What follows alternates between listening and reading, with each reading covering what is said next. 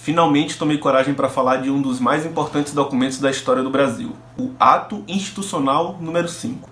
Mas antes de qualquer coisa, eu preciso falar que o que motivou o AI-5 foram denúncias de casos de tortura e de perseguição política e a incidência de protestos pedindo a volta das eleições, uma vez que desde 1964 o Brasil estava sob regime militar. Ou seja, o que motivou o AI-5 foram denúncias ao modus operandi do governo militar. Mas o que foi o AI-5?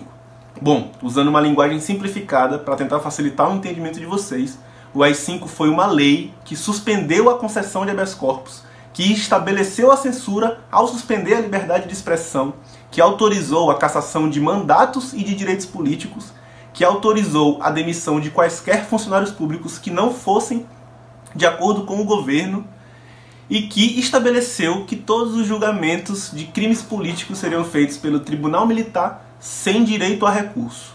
Em suma, o Ato Institucional número 5 foi uma ferramenta utilizada para controlar os poderes através de uma legalidade autoritária onde tudo e todos estavam submetidos aos militares. Como consequência, somente apoiadores do governo assumiram cargos públicos e as críticas ou denúncias não vinham a público porque não tinha liberdade de imprensa. Há um mito sobre o período de que somente grupos de esquerda foram perseguidos, mas até políticos de direita que apoiaram o golpe passaram a ser perseguidos depois que declararam ser contra o AI-5. Tem gente que fala que a violência política da época justificou a medida, mas a violência aumentou depois do AI-5.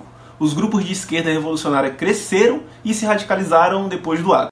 Ocorre que a suspensão do habeas corpus e de garantias fundamentais aumentaram a repressão por parte de forças do Estado e a consequência óbvia disso foi que entre 1964 e 1985 foram registrados cerca de 20 mil casos de tortura. Outra consequência desse período foi o impacto na ciência e educação brasileira, porque cerca de 1.000 estudantes, cientistas e professores foram para o exílio após sofrerem perseguição política ou serem demitidos compulsoriamente. Se liga nessa ideia. Enquanto o Ato Institucional número 5 esteve vigente, o cidadão brasileiro não tinha garantias fundamentais e o governo do Brasil era autoritário e ditatorial.